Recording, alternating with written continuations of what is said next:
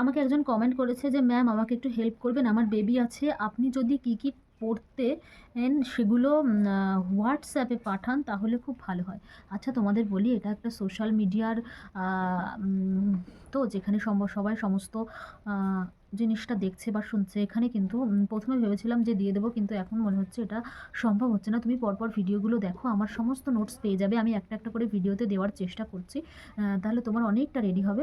হোয়াটসঅ্যাপে পাঠানোও যা, আর আমার ভিডিও পরপর দেখাও কিন্তু তাই। একটু প্রতিবন্ধকতার জন্য আমি এটা পারছি না। তুমি অবশ্যই আমার চ্যানেলটা ফলো রাখো। পরপর সমস্ত ভিডিও পেয়ে যাবে। কেমন? তোমার উপকার হবে বলে আশা করছি। আরেকজন বলেছে, "দিদি আমাকে মনে রাখবেন, ২৪৯ নাম্বার সাবস্ক্রাইবার আমি।" আচ্ছা, তোমাকে মনে রাখবো। তুমি হচ্ছে শরীফ শেখ। অবশ্যই শরীফ, তোমাকে মনে রাখবো। তুমি ভালো করে প্রিপারেশন নাও, ভালো করে পড়াশোনা করো।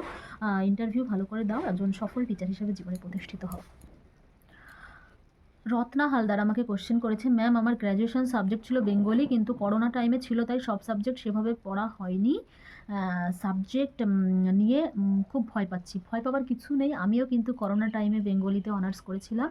আমার একটু পড়ার অভ্যাস ছিল বলেই অনেকটা পড়া হয়ে গিয়েছিল। তোমার পড়া হয়নি, কিন্তু তোমার জন্য একটা ভালো খবর, বেঙ্গলি অনার্স থেকে কিন্তু ধরার মতো সেমন কিচ্ছু নেই। তোমার প্রিয় কবি, প্রিয় লেখক সম্পর্কে জেনে যাবে। তাদের কটা করে লেখার নাম, তাদের উপন্যাস, এগুলো ভালো করে জেনে যাবে। গ্রামার রুলসটা বেসিক দেখে যাবে। আমি তোমাকে একটা ভালো বই সাজেস্ট করছি গ্রামারের জন্য। সেটা হচ্ছে বামনদেবের যে ব্যাকরণ বইটা আছে, ওটাকে ভালো করে পড়ে যাও। তোমার টেনশনের কোনো কারণ নেই। আমি তোমাকে এটা ভরসা দিলাম। নেক্সট কোয়েশ্চেন, "ম্যাম আপনার সাথে যোগাযোগের মাধ্যমটা জানাবেন।" তুমি আমাকে এখানে কমেন্ট করো। আমি সবাইকে কমেন্টের অ্যান্সার দিই। তুমি সেটা জানো এবং দেখেও থাকবে হয়তো। আমার সাথে যোগাযোগের মাধ্যম এটাই তুমি ধরে নাও। কেমন? ম্যাডাম গাইড করুন, আপনার চ্যানেল ফলো করছি। আচ্ছা রিঙ্কু বারুই, অবশ্যই আমি তোমাদের গাইড করার জন্যই চ্যানেলটা খুলেছি। আমার যেভাবে প্রিপারেশন নিয়েছিলাম আমি সবটা দিয়ে তোমাদের সাহায্য করব, পাশে থেকো।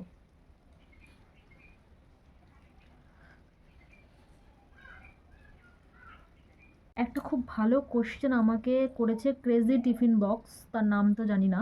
সে বলেছে, "কাইন্ডলি একটু জানাবেন যে ডিস্ট্রিক্ট কি চুজ করতে হয় ইন্টারভিউর আগে, নাকি ওয়েস্ট বেঙ্গল বেসিস র্যাঙ্ক অনুযায়ী সিলেকশন হয়?" আমি তোমাদের বলে দিচ্ছি, ডিস্ট্রিক্ট সিলেকশন কিন্তু তুমি ফর্ম ফিল আপের সময় করবে, ইন্টারভিউর আগে, ইন্টারভিউর ফর্ম ফিল আপের সময়। তোমরা সেখানেই তোমাদের পছন্দ অনুযায়ী ডিস্ট্রিক্ট তোমরা দিতে পারবে, কিন্তু তোমার র্যাঙ্ক যদি ভালো থাকে তুমি সেই পছন্দ অনুযায়ী ডিস্ট্রিক্টটা পাবে।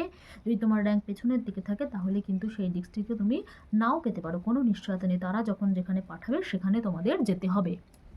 ব্রতচারী সার্টিফিকেট থাকলে ওটার জন্য কি কোনো নাম্বার পাওয়া যাবে?